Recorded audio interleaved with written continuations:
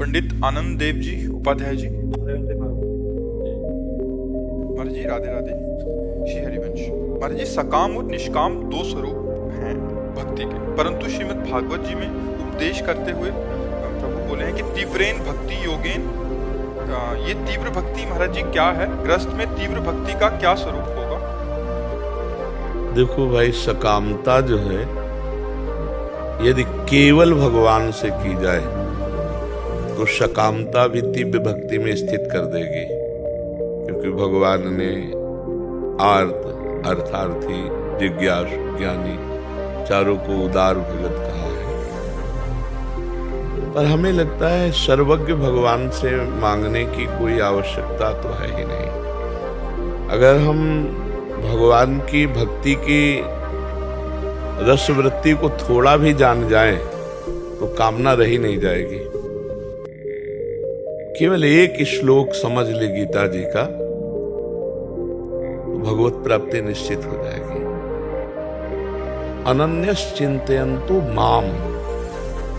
भगवान की बस इतनी बात समझ ले कि वो ये जना परिपासते तेषाम नित्याभियुक्तानाम योगक्षेमम वहाम्यहम्।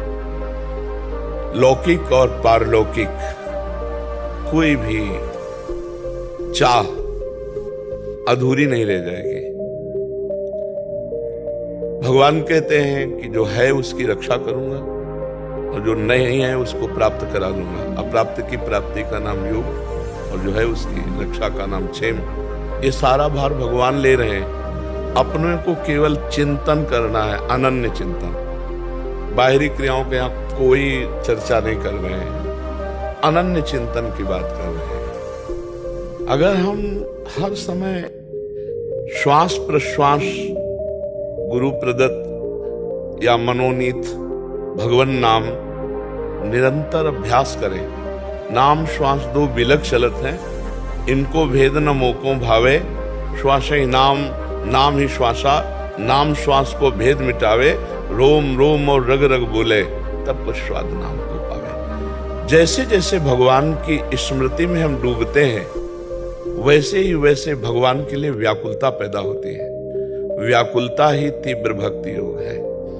ये जितनी भक्ति की बाहरी क्रियाएं हैं, इन सब का फल है ये गीता का ये श्लोक। अनन्य चेता सततम यो माम स्मृति नित्यशः तस्याहम सुलभा पार्थ। बस इसी में सुलभ कह दिया, मैं उसके लिए सुलभ हूं। अब जैसे सांप अंदर बैठा है बांबी के ऊपर से हम लठ चला रहे हैं तो सांप को कोई फर्क नहीं पड़ता। ऐसे ही हृदय रूपी छिद्र में अज्ञान रूपी सर्प बैठा हुआ है।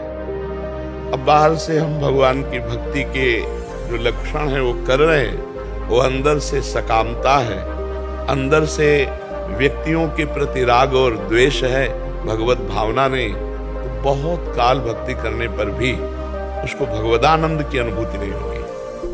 भगवदानंद की अनुभूति के बिना मन स्थिर नहीं होता है, और जब तक मन चलायमान है तो साधक होते हुए भी वो असाधना के कार्य करता रहेगा। पक्की बात हमारी समझ लीजिए। निज सुख बिन मन होई की तेरा।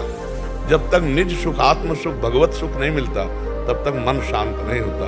और मन जब तक भगवत सुख में शांत नहीं होगा तो विषय में शांति खोजेगा जहां बिल्कुल नहीं है। जिसके त्याग से शांति बताई गई है उसी के भोग में वो शांति खोजेगा। तो तीव्र भक्ति योग अनन्य चिंतन, भगवान का अनन्य चिंतन। तद स्मरणेन परम व्याकुल देती तदर्पिता अखिलाचारिता। समस्त आचरण हमारे भगवान के अनुकूल हो। श्री कृष्ण अनुकूलेन प्रतिकूलस्य वर्जनम। हम त्याग कर दें जो भगवान के प्रतिकूल हो। तस्मात् शास्त्रम प्रमाणम ते कार्याकार्यो व्यवस्थितो। जो भगवान ने शास्त्र में आज्ञा की, जो संत जनों ने विधि की, उसके अनुसार हम चले और नाम जप करें, सब ठीक हो जाएगा। निश्चित भगवत प्राप्ति हो जाएगी। अपने कर्तव्य को जो भगवत पूजा समझता है और सदैव भगवत स्मरण परायण रहता है और अधर्माचरण से दूर रहता है, उसे भगवत प्राप्ति की याचना भी नहीं करनी पड़ेगी भगवान से कि मुझे दर्शन दीजिए। भगवान समा जाएंगे। पी मूर्ति नैनन बसे तेहि रस राय समाए। वो हर समय भगवान में स्थित रहेगा।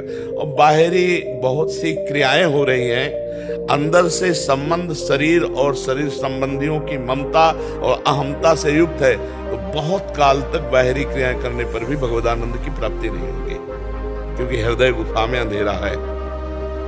गोस्वामी तुलसीदास जी स्पष्ट कह रहे हैं, राम नाम मणि दीप धरी जीह देहरी द्वार, तुलसी भीतर बाहरो जो चाहस उजियार।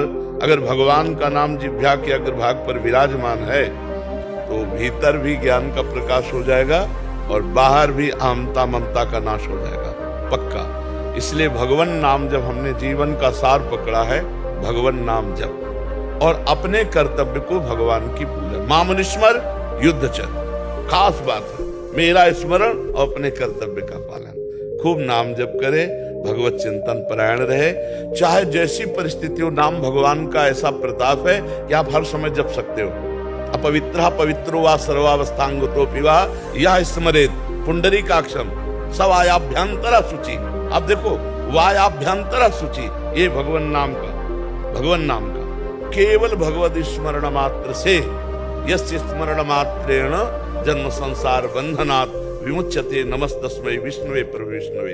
सब शास्त्रों का सार, सब संतों का एक मत, अखंड स्मृति, तैल धारावत भगवत भजन, अव्यावृत भजनात् तन्मयाहा दिवस नारद। तभी बात बनेगी। इसके लिए फिर और साधन है तन्मया स्थिति के लिए।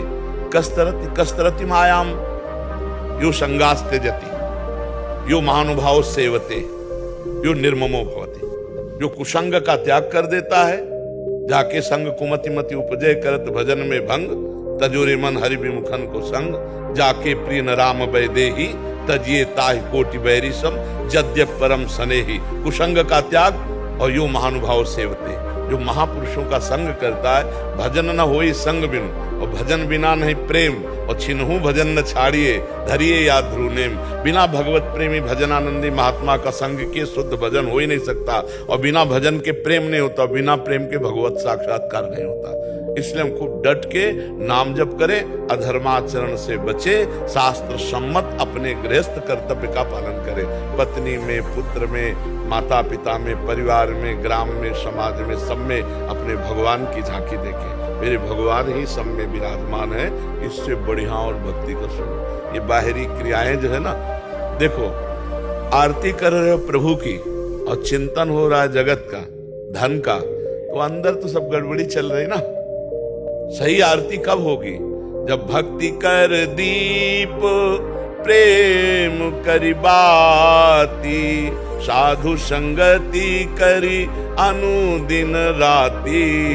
भक्ति का दीपक हो, प्रेम की बातें, बोले किस कहाँ मिलेगी? बोले साधु संगत में। मत की रति गति भूति भलाई, जब जे जतन जहां जे पाई, सो जानो सत्संग प्रभाऊ, लोकों वेदना अनुपाऊ। अगर हम भगवत प्रेमी महात्माओं का संग करें, खूब नाम जप करें, अपने कर्तव्य का पालन करें, बात समझ गए। इसी से सब प्राप्त हो जाएगा। अध्यात्म का जो चरम सीमा का आत्मबोध है, वो भी इसी से प्राप्त हो जाएगा। मम दर्शन फल परम अनुपा,